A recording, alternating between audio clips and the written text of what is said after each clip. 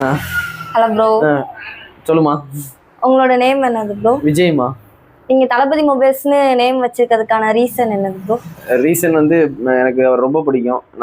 எனக்கு ஏதாவது ஒன்று பிடிச்சிச்சுன்னா ரொம்ப பைத்தியமா இருப்பேன். அது கிரிக்கெட்னாலும் சரி, சினிமானாலும் சரி. கிரிக்கெட்ல ஆஸ்திரேலியா மேல ரொம்ப பைத்தியமா இருப்பேன். சினிமால விஜயனை மேல ரொம்ப பைத்தியமா இருப்பேன்.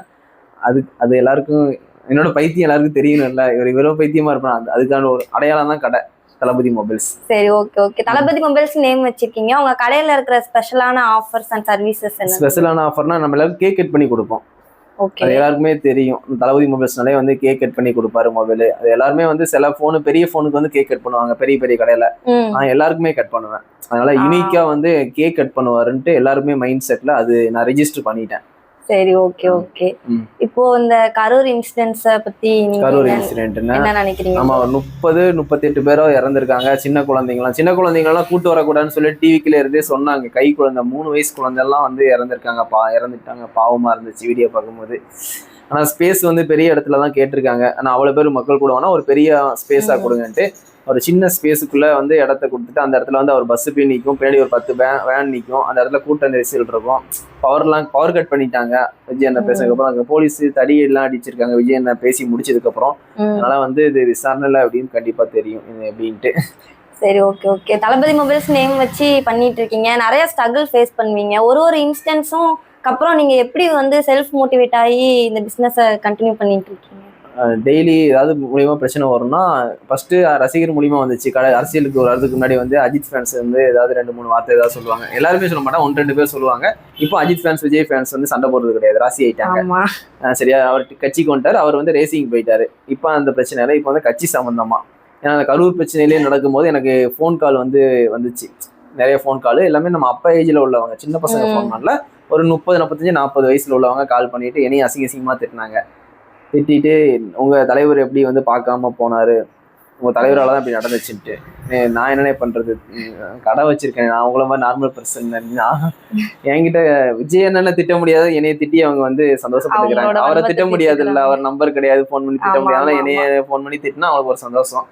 நான் பதிலுக்கு திட்டல. நான் எப்பவுமே யாராவது திட்டினா பதிலுக்கு திட்டுவேன். ஆனா இவங்க அழுதுட்டே திட்டுறாங்களா, என்னத்த சொல்லன்னு தெரியல. சரி திட்டிக்குவாங்க, விடுங்க, திட்டிட்டீங்கல்ல போனை வைங்க அப்படின்னு சொல்லிட்டு போனை வச்சேன். அந்த மாதிரிதான் இருக்கு. அதனால இந்த மாதிரி நிறைய ஃபேஸ் பண்ண வேண்டியிருக்கும். இப்போ வந்து இந்த மாதிரி மீட்டிங்ல ஏதாவது நடந்துருச்சுன்னா அது என்னையும் பாதிக்கும். நான் ஏதாவது பண்ணா அவருக்கு ஒரு பேட் நேமும் கிரியேட் ஆகும். ஏன்னா 2 பேருக்கும் அப்படிதான், அண்ணன் தம்பி மாதிரி ஏதாவது. சரி, ஓகே ப்ரோ. தீபாவளிக்கு என்னென்ன ஆஃபர்ஸ் உங்க தீபாவளிக்கு போன டைம் வந்து ஸ்வீட் பாக்ஸ், கிஃப்ட் பாக்ஸ், மொபைலுக்கு தேவையான அக்சசரிஸ் எல்லாமே ஃப்ரீயா ப்ரொவைட் பண்ணோம். இது எல்லா கடையிலுமே பண்றதுதான், அவ்வளவுதான் தர முடியும். ஏன்னா தீபாவளிக்கு என்ன எதிர்பார்ப்பாங்க, ஒரு ஸ்வீட் பாக்ஸ் எதிர்பார்ப்பாங்க, பட்டாசு எதிர்பார்ப்பாங்க. மொபைல் வாங்குறாங்கன்னா அந்த போனுக்குள்ள கேஸ், 5D கிளாஸ், ஒரு நல்ல குவாலிட்டியான நெக் பேண்டு, இயர்பட்ஸ் ஏதோ ஒன்று ஆசைப்படுவாங்க. அந்த மாதிரி நார்மல் ஆஃபர் தான். எல்லா கடையிலும் இதான் ஆஃபர் போடுவாங்க. இதுக்கு மேல பெருசா கொடுக்க முடியாது. சரி, ஓகே ப்ரோ. இது வரைக்கும் உங்க கஸ்டமர்ஸோட ரெஸ்பான்ஸ் எப்படி இருக்கு? நல்லா இருக்குமா. விஜய் ஃபேன்ஸ் வந்து வருவாங்க, ரொம்ப சப்போர்ட் பண்ணுவாங்க. மற்ற ஃபேன்ஸும் சப்போர்ட் பண்றாங்க. ஏன்னா நம்ம கடையோட ஆஃபர் வேற யாராவது பெட்டரா கொடுத்தாங்கன்னா அங்கேயே போயிடுறாங்க.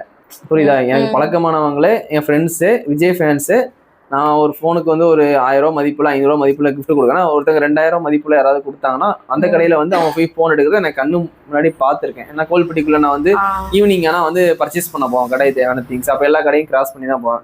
அவ தெரிஞ்சவங்கலாம் வந்து வேற கடையில இருக்கும்போது நான் ஃபீல் பண்ணிட்டு போவேன். சரி அவ்வளவுதான், அப்படிதான் எவ்வளவுதான் பண்ணாலும் இவங்களை வந்து யாராவது பெட்டரா கொடுத்தா போயிடுவாங்க. நாளைக்கு நம்ம ஆனா அரசியலுக்கு வர போறாரு, எதுவுமே காசு கொடுக்க போறது இல்லை. அப்ப நான் அதை யோசிப்பேன்.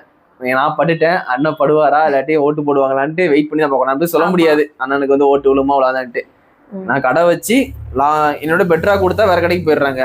அவரும் காசு கொடுக்காம இன்னொருத்தங்க காசு கொடுப்பாங்க. கேண்டீன் அடுத்த பார்ட்டி ஆளுங்கெல்லாம் 2000-3000 கொடுத்து ஓட்டு கேட்கும் போது மக்களும் விஜய் அண்ணனை விட்டு அங்க போயிடக்கூடாது, என்னை விட்டு இப்ப வேற கடைக்கு போறாங்க பாத்தியா, அந்த மாதிரி நடக்கக்கூடாது. அது எப்படின்னு எலெக்ஷன் ரிசல்ட் தான் தெரியும். கரூர் இன்சிடென்ட் வேணா ஸ்டார்ட் பண்ணிட்டாங்க. கரூர் இன்சிடென்ட் வந்து இதுக்கப்புறம் வந்து அடுத்தடுத்து எப்படி பிரச்சாரம் போக போறான்னு தெரியல.